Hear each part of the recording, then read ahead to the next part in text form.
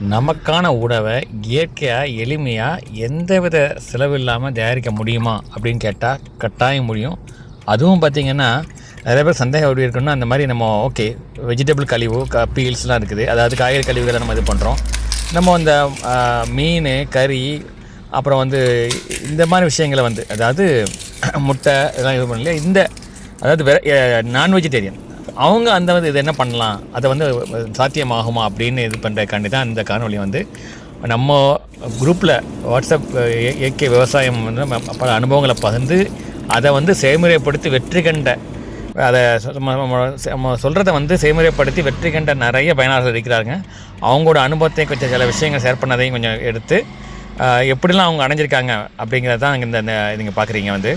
நீங்கள் மீன் கழுவின தண்ணியாக சரி, மீனோட கழிவுனாலும் சரி, அதாவது ஸ்பாயிலாக போன அந்த மீனாக சரி ஏதாவது இருக்குன்னு வைங்களேன், அதை மண்ணில் நேரடி நல்லா தோண்டி நல்லா அதோட என்ன பண்ணலாம், அதில் இந்த காஃபி கிரவுண்ட் அதாவது முட்டைத்தோடு இதெல்லாம் சேர்த்து நல்லா மிக்ஸ் பண்ணி நம்ம இது போட மொங்காம் போட பார்த்தீங்கன்னா தலையில் பார்த்திங்கன்னா அந்த மாதிரி நல்லா மிக்ஸ் பண்ணி இந்த மாதிரி அதாவது நல்லா மிக்ஸ் பண்ணி அதோட அதுக்கப்புறம் நல்லா அதுக்கு மேலே மண்ணை போட்டு மூடிட்டோன்னா அந்த மண் அது கூடி சீக்கிரம் நல்லா மரமாகி மண்புழு உற்பத்தி பார்த்திங்கன்னா காய்கறி கழிவு நேரடியாக புதைக்கிற பார்த்திங்கன்னா அதிகமாக ஈஸியாக பார்க்க முடியும்.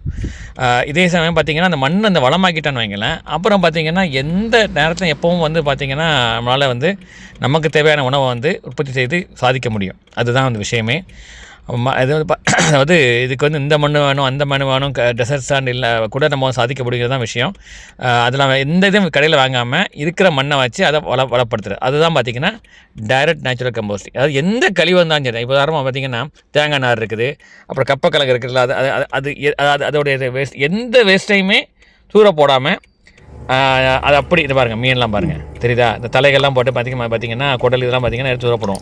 அப்படி இதில் போட்டு அந்த தண்ணியை கூட நீங்கள் இந்த மாதிரி கழுவிட்டுனதுக்கான தண்ணியை நீங்கள் அழகாக இதுக்கு ஊற்றலாம், அது என்ன செடிகளுக்கு ஊற்றலாம். குறிப்பாக பார்த்திங்கன்னா உங்களுக்கு ஈஸியாக வளர்க்கக்கூடிய விஷயம் என்னது, இந்த லீஃபி கிரீன் வெஜிடபிள்னு சொல்லுவாங்க. அதாவது இந்த கீரை வகைகள், அப்புறம் பார்த்திங்கன்னா கருவேப்பிலை, புதினா, மல்லி இலை இவங்களுக்குலாம் பார்த்திங்கன்னா நீங்கள் போட்டிங்கன்னா நல்லா செழிப்பாக இலைகள்லாம் நல்லா திக்காக பிக்காக வரும். அதே மாதிரி பார்த்திங்கன்னா இந்த ஃப்ளோரிங் பிளான்ட்ஸ் பூக்கள் பார்த்திங்கன்னா ரோஜா மல்லிகைக்கெலாம் பார்த்திங்கன்னா கொடுத்து வைங்களேன், பூக்கள்லாம் நல்லா பெருசாக நல்லா திக்காக நல்லா அருமையாக மனமோடு நல்லா பூக்கிற பார்க்க முடியும். இந்த மாதிரி பாருங்கள், இப்படி கொடுத்துட்டா போதும். நல்லா கலந்து தண்ணியோட நல்லா ரொம்ப கான்சன்ட்ரேட்டாக இருந்தால் வைங்களேன், தண்ணியோட கலந்து இது பண்ணலாம், அவ்வளோதான். இப்போது அந்த மீட் வாஷ் அதாவது கறி வாஷ் வாட்டர் பார்த்திங்கன்னா நல்லா கருவேப்பிலைக்கு கொடுத்த பார்த்திங்கன்னா கருவேப்பிலையே ஒரு மனமோடு இருக்கும்.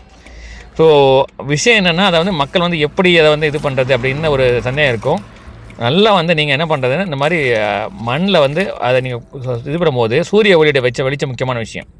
சூரிய ஒளி எந்தளவுக்கு நேரடியாக சூரிய வெளிச்சம் இருக்குதோ அப்போ நீங்கள் என்ன வேணாலும் பண்ணலாம். அந்த மாதிரி விஷயங்கள் அதாவது பண்ணும்போது நீங்கள் பாருங்கள், தோண்ட மண்ணை மண்புழு ஈஸியாக இருக்கும். அப்போ மண்புழு இருந்தாலே மண்ணில் இறுக்கமாக வைக்காமல் நல்லா இங்கே பாருங்கள் தெரியுதா, இறுக்கமாக வைக்காமல் நல்லா ஒரு ஃப்ரீ ஃப்ளோயிங்காக வச்சுருக்கோம். அப்போ என்ன ஆகும், வேர்கள்லாம் ஈஸியாக வேரூன்றி அது கால் ஊன்றி வளமாக அருமையான விளைச்சல் கொடுக்கும். அதுதான் விஷயமே. நீங்கள் பாருங்கள் எவ்வளோ ஈஸியாக மண்புழு பார்த்திங்கன்னா நம்ம ஒருத்தரும் பார்த்திங்கன்னா அவ்வளோ கஷ்டப்பட்டு அனிமல் மெனூஸ், அதாவது இந்த ஆட்டுச்சாணம் மாட்டுச்சாணம் கோழியோட இதை இது பண்ணி தான் நம்ம இது பண்ண முடியும், அதாவது மண்புழு உரத்தை இது பண்ண முடியும்னு சொல்லிட்டு இந்த மாதிரி வெஜிடபிள் வேஸ்ட்டு நேரடியாக மண்ணில் புதைச்சி பாருங்கள். இங்கே பாருங்கள் வீட்டில், அதுவும் தொட்டியில் கூட, அதான் விஷயமே இல்லை.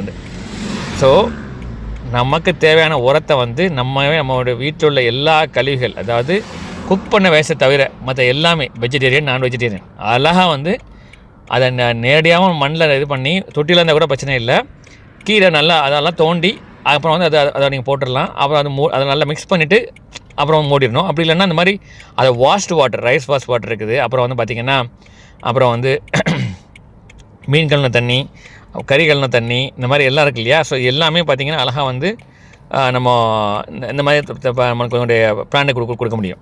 எந்த ஒரு பிரச்சனையும் கிடையாது. அது ஏரேட்டுன்னு ஒரு விஷயம், ஏரேஷன் இருக்குது, அது வேற ஒன்றும் இல்லை. ஒரு நல்ல நீளமான குச்சி மாதிரி வைங்களேன், அதை அதுக்கு பக்கத்தில் கொஞ்சம் அந்த செடிக்கு தள்ளி நம்ம இந்த மாதிரி ஒரு அதை குத்தி விட்டால் போதும் மண்ணில். அது ஆக்சிஜன் வேருக்கு ஈஸியாக போகிறதுக்கு ஒரு உதவியாக இருக்கும். இதுதான் விஷயம் பாருங்கள்.